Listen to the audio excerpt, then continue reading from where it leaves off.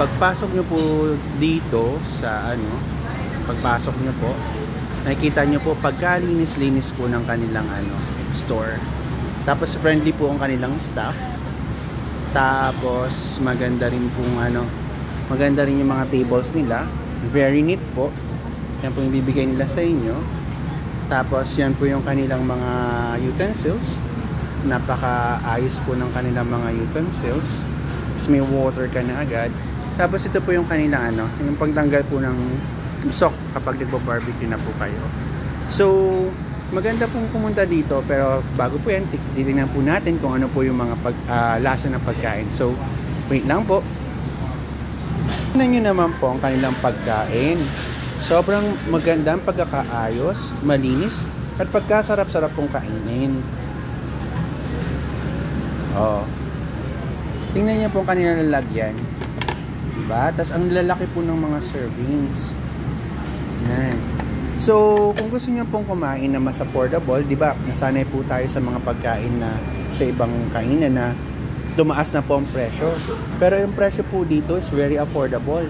559 pa rin po ang all day rate dito sa Sumo Negro.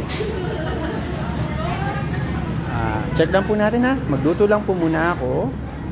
Magluluto lang po muna ako. Tapos titikman po natin ang pagkain nila. Saglit lang po. Magsisimula na po tayo magluto.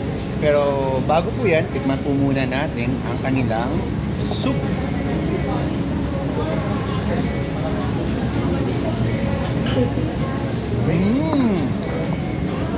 Napakasarap po ng kanilang soup, malasa po at malinamnam.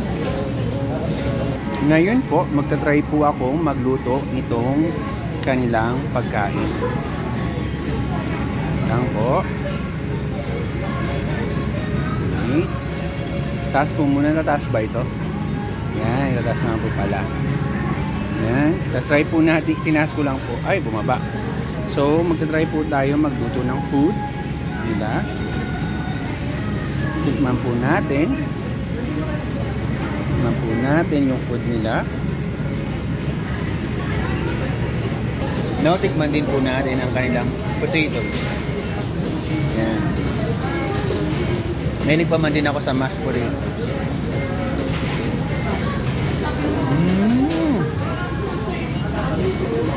Masarap po siya. Yung niluluto po natin. Check po natin.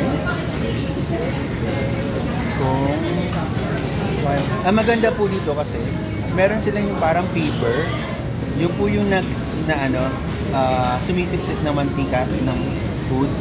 Nang sa ganun, hindi po masyado mamantika yung food nila. Ayan. Tapos tikman rin po natin ang kanilang kimchi. Tikman natin. Mahilig ako sa kimchi. One of my favorite food ng food sa Korea is yung kimchi.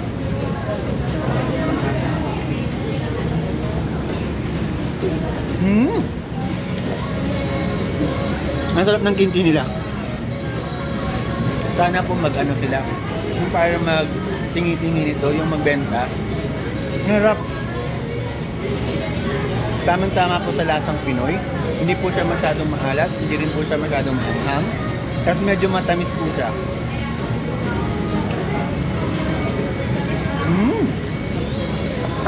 Sarap. Wait lang po.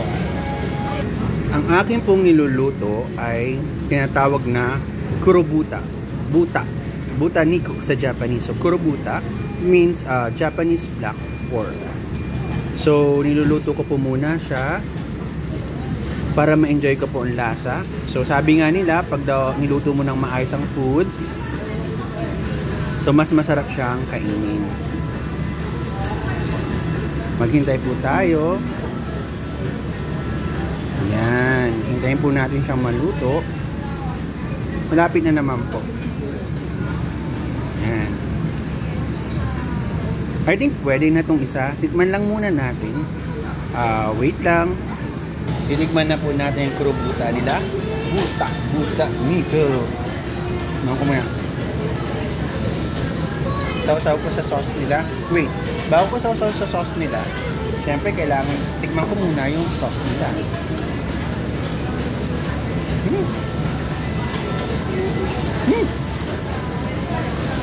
So, tikman na natin to. Itong kurubuta. Siya lang muna. Tapos saka tayo maglalagay ng ano. Ng...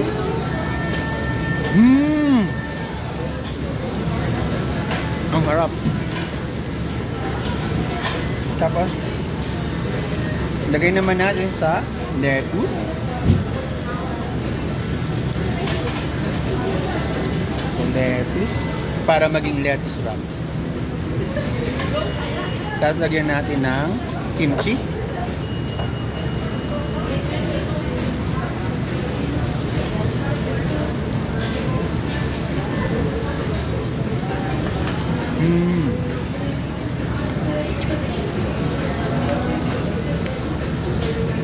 Ang sarap po. Hindi kayo magkakamali dito. So, para makapokus po ako sa pagkain, papaalam na po ako sa inyo. Ngayon po. Kung nagustuhan niyo po ang vlog na to, like, share, comment, subscribe, and click that bell para lagi po kayong updated sa mga vlogs ko. Ito po si Yek Alegre, ang inyong kasama at katipon. Punta na po kayo dito sa Sumo Nico. Yek Alegre po, signing out. Maraming salamat po sa manonood. Subscribe na po kayo. Bye!